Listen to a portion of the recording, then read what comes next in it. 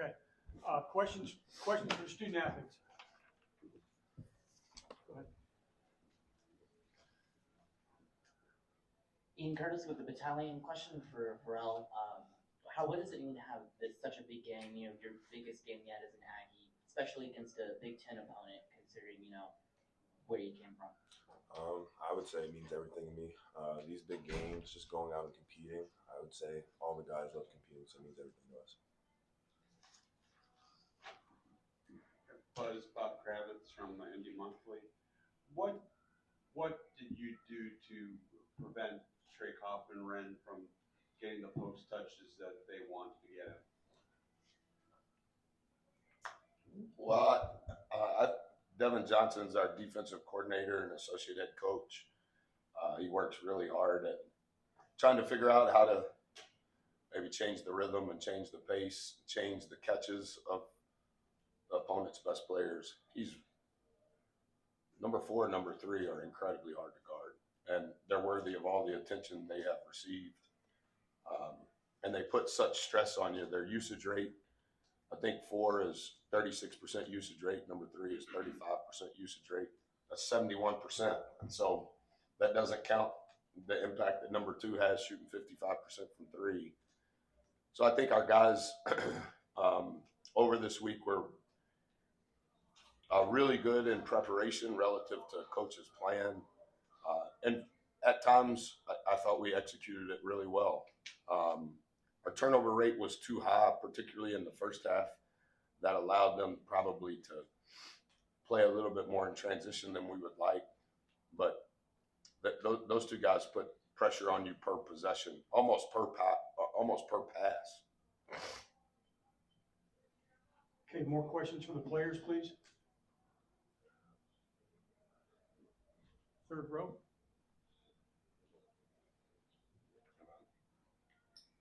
Buzz, hey, Greg Doyle from Indy Star. Greg, what's up? How are you doing, sir? Good to see you. And you? I wasn't thinking I'd see you today. One thing I'd see you today. Yeah. Well, we're obviously the odd group of the 4 teams to show up and play Purdue here. Welcome to Indiana. So tell me about how you're playing Purdue, a team that everybody knows is going to play pretty hard. Your guys always play physically and hard, but is there anything that you tell them about this specific Matt Painter team to kind of get them ready for what we just saw out there? Yeah, I thought it would be a little higher possession game, just a little higher than it was. And I think that both teams played incredibly hard, very physical. I think the consistency that coach has led with over the last 20 years is renowned.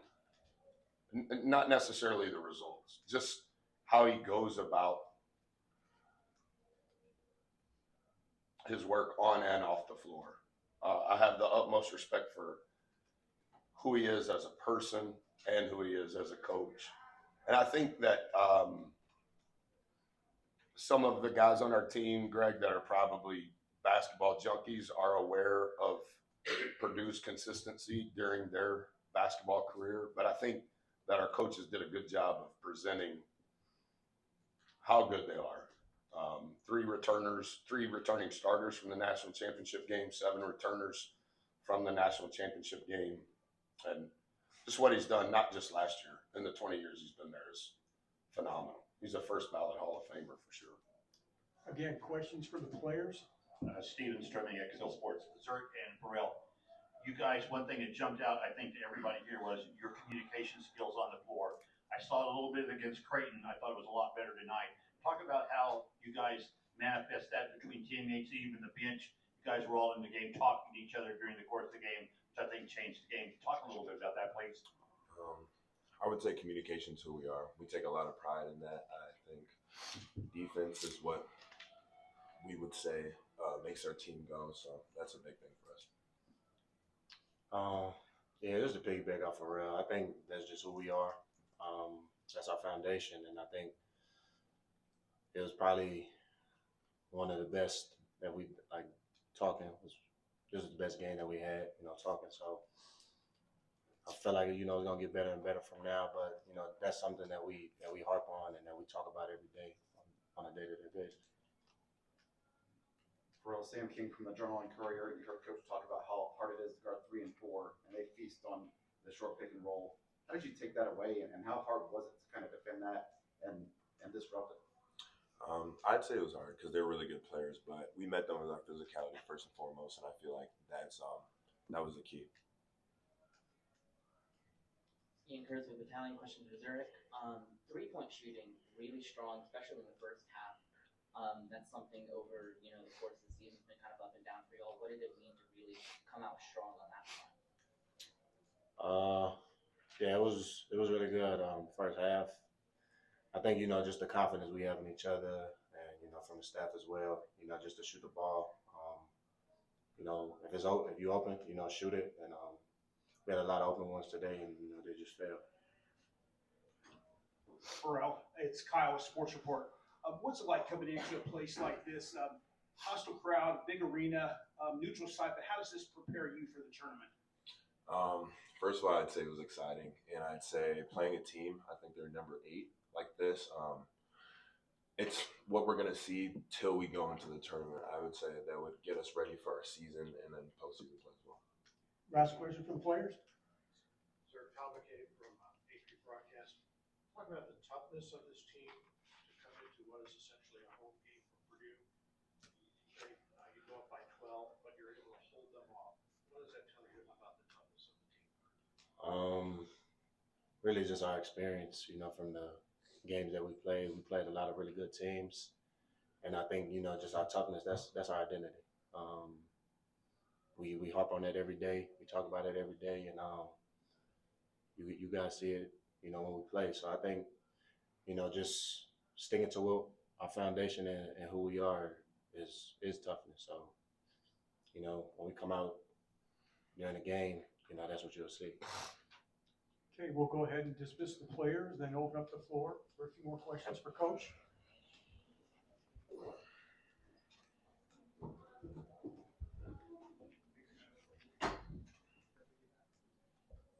Coach, what is kind of the biggest takeaway being able to win at such, just a hard game on the road? Obviously, Purdue's right up the road from here. What's kind of your biggest takeaway going forward that you're going to remember from this game with practicing with more neutral site games as you go into that rest of the season and then the tournament down the road? Yeah, I just think it only accentuates the value of every possession. You're not going to beat a team as good as they are in this environment by more than a possession or two.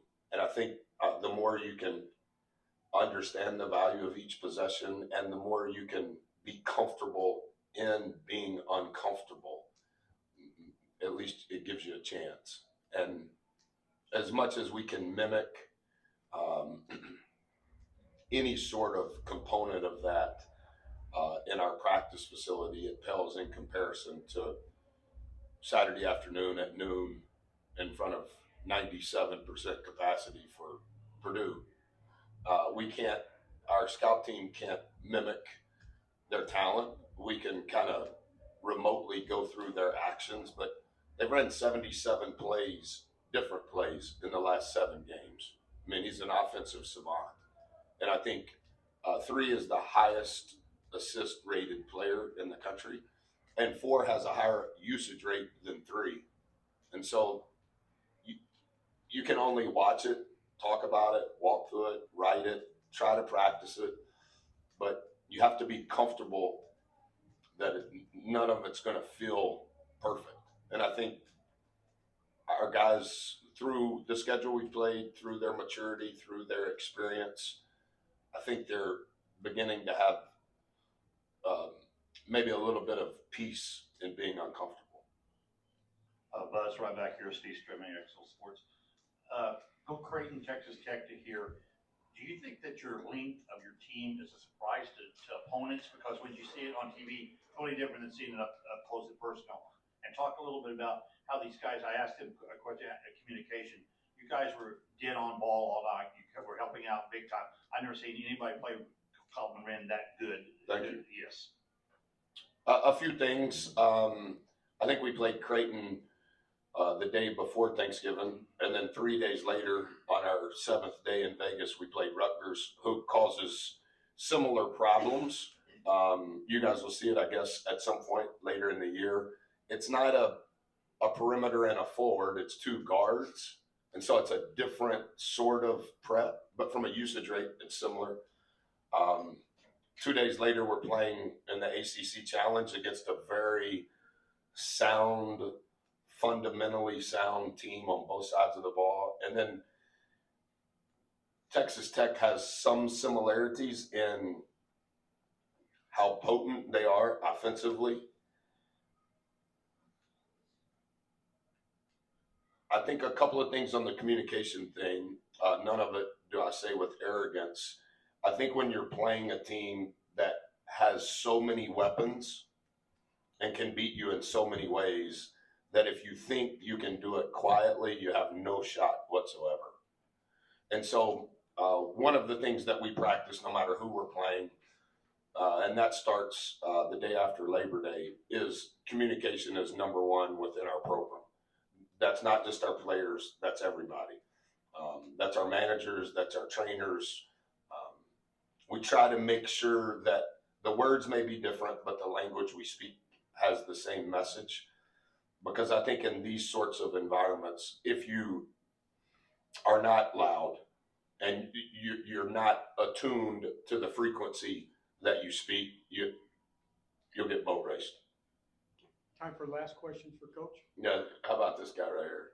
In terms of battalion, good to see you, Coach. Good to see you. Thanks for coming. Did you pay your way here? I did pay my way here. Well, my dad paid my way. But Tell your dad close thank you. enough. And you need to meet this guy behind you. You need to meet Greg when it's over. Coach, you put a strong focus on non-conference scheduling over the past few seasons. What does it mean to you to not only get this win, but to be at this point in the year with this resume that you have? I didn't realize, Ian, it's easy, you schedule a year in advance. And so Purdue, Marquette, maybe a couple of Ivy Leagues, they're among the only teams in the country that don't have portal players. And so you don't know who you're going to play. You don't know if it's going to be a quad one or a quad two. Similar to his question, I think that's why you're seeing more neutral site games, because there's a little bit of variance in a neutral site opponent as far as, is it a quad one or quad two? This will end up being a quad 1A game, I think, in the end, because they're so good. What I didn't realize in signing all of these contracts was the wear and tear that this puts on your program.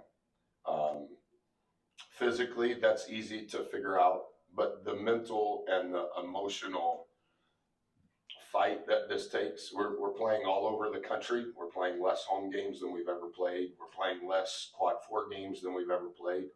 I think when you have these results, it makes it seem like, wow, that was smart. But you could also, this is a 2-possession game. Texas Tech was a 2-possession game. Rutgers was a 2-possession game. Creighton was a 2-possession game. Against Oregon, it's a tie ball game with 4 minutes to play. Like, it can also go the other way.